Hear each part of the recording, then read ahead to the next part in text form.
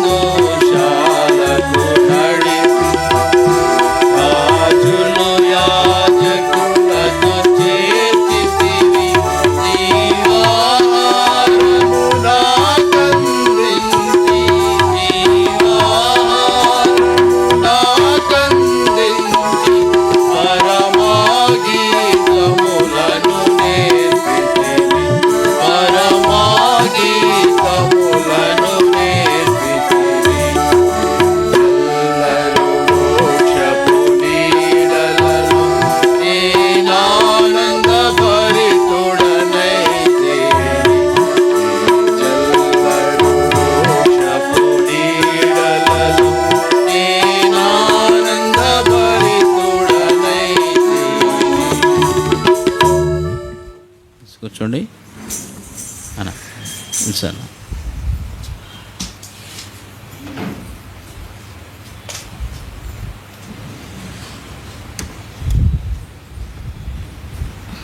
ప్రభు బలలో పాలు పొందక మునుపు దేవుని వాక్యంలో నుండి 2 ಭಾಗಗಳು ಚದುವುದಾಂ.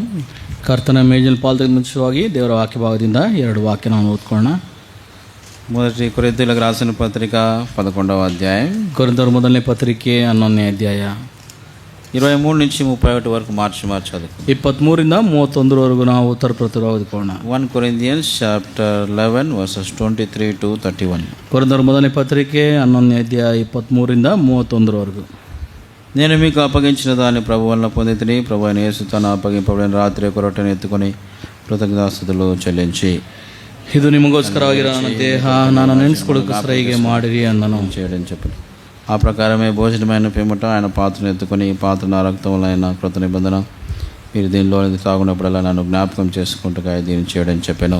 ನೀವು ರೊಟ್ಟೆಯನ್ನು ತಿಂದು ಈ ಪಾತ್ರೆಯಲ್ಲಿ ಪಾನ ಮಾಡೋ ಸಾರಿ ಕರ್ತನ ಮರಣವನ್ನು ಆತನ ಬರೋ ತನಕ ಪ್ರಸಿದ್ಧಿಪಡಿಸುತ್ತೀರಿ. కాబట్టి ఎవడు అయోగ్యంగా ప్రభు యొక్క రొట్టెను తిననో లేక ఆయన పాత్రలోనిది త్రాగునో వాడు ప్రభు యొక్క శరీరమును గురించి రక్తమును గురించి అపరాధియగును. ಪ್ರತಿ ಮನುಷ್ಯನು ತನ್ನನ್ನು ಪರಿಸ್ಕೊಂಡನಾಗಿ ಆ ರೊಟ್ಟೆಯನ್ನು ತಕೊಂಡು ತಿನ್ನಲಿ, ಆ ಪಾತ್ರೆಯಲ್ಲಿ ಕುಡಿಯಲಿ. ప్రభు శరీరమని వివేచింపక తిని త్రాగువాడు తనకు శిక్షావిధి కలుగుటకే తిని త్రాగుచున్నాడు. ಈ ಕಾರಣದಿಂದಲೇ ನಿಮ್ಮಲ್ಲಿ చాలా మంది సాయిస్తున్నారు. 31వ వచనం కలిసి చదువుకుందాం. అయితే మనల్ని మనమే విమర్శించుకునేలా తీర్పు పొందకపోదుము. పరమగీతములు పరమగీత 4వ అధ్యాయము 7వ వచనం కలిసి చదువుకుందాం. 4:7 ಎಲ್ಲರೂ ಸೇರಿ ಓದಿಕೊಳ್ಳೋಣ. Song of Solomon chapter 4 verse 7.